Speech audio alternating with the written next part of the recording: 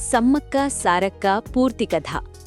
తెలంగాణ రాష్ట్రంలోని ములుగు జిల్లా మెదారం అడవుల్లో జరిగిన ఈ కథ ధైర్యం, త్యాగం, స్వాతంత్ర్య భావనకు ప్రతీకగా నిలిచింది.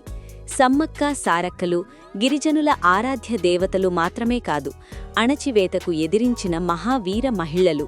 సమ్మక్క జననం చాలా కాలం క్రితం కాకతీయ రాజ్యకాలంలో మెదారం అడవుల్లో వేటకు వెళ్లిన గిరిజన నాయకుడు పగిడిద్దరాజుకి ఒక అద్భుతమైన శిశువు కనిపించింది. ఆ పాప చుట్టూ అడవి జంతువులు హాని చేయకుండా కాపాడుతున్నాయి.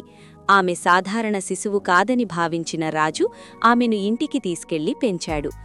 ఆమె సమ్మక్క. సమ్మక్క చిన్నప్పటినుంచే అసాధారణ శక్తులు, ధైర్యం, కరుణ కలిగి ఉండేది. ఆమె అడవిని, గిరిజనులను తన కుటుంబంలా ప్రేమించేది. సమ్మక్క వివాహం. యువతిగా ఎదిగిన సమ్మక్కకు గిరిజన నాయకుడు పగిడిద్దరాజు, కొన్ని కథల్లో పగిడిద్దరాజు ఆమెను పెంచినవాడిగా, భర్తగా వేరే వ్యక్తిగా చెప్పబడతాడు, తో వివాహం జరిగింది. వారికి 2 పిల్లలు, సారక్క అంటే సారలమ్మ, నాగులమ్మ. కొన్ని కథల్లో కుమారుడిగా జంపన్న కూడా చెప్పబడతాడు. గ్రాస్ప్లెస్. కాకతీయుల అణచివేత. ఆ కాలంలో కాకతీయ రాజులు గిరిజనులపై భారీ పన్నులు విధించారు. అడవుల్లో జీవించే ప్రజలకు అది భరించలేని భారంగా మారింది. సమ్మక్క దీనికి తీవ్రంగా ఎదిరించింది. అడవి మాది, భూమి మాది, మా శ్రమ ఫలాన్ని మేమే అనుభవించాలి అని గిరిజనులను ఏకం చేసింది. యుద్ధం. కాకతీయ రాజు గిరిజనుల తిరుగుబాటును అణచివేయడానికి భారీ సైన్యాన్ని పంపాడు. సమ్మక్క, సారక్క, జంపన్న గిరిజనులతో కలిసి యుద్ధానికి సిద్ధమయ్యారు.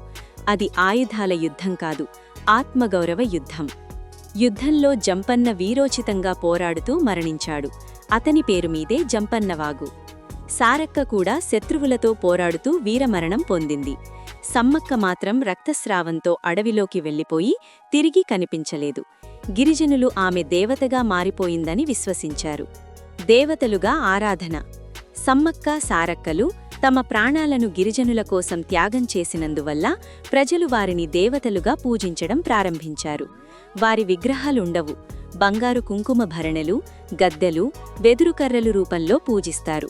ఇది వారి సరళ జీవనానికి ప్రతీక. మెదారం జాతర.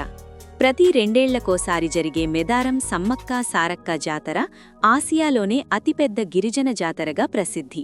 కోట్లాది మంది భక్తులు అడవుల్లోకి వెళ్లి అమ్మవార్లను దర్శించుకుంటారు. భక్తుల నమ్మకం.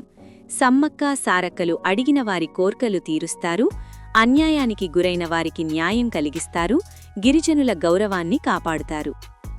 సమ్మక్క సారక్క కథ మనకు చెప్పేది ఒక్కటే: ధైర్యం, ఐక్యత, ఆత్మగౌరవం ఉంటే ఏ అణచివేతనైనా ఎదుర్కోవచ్చు.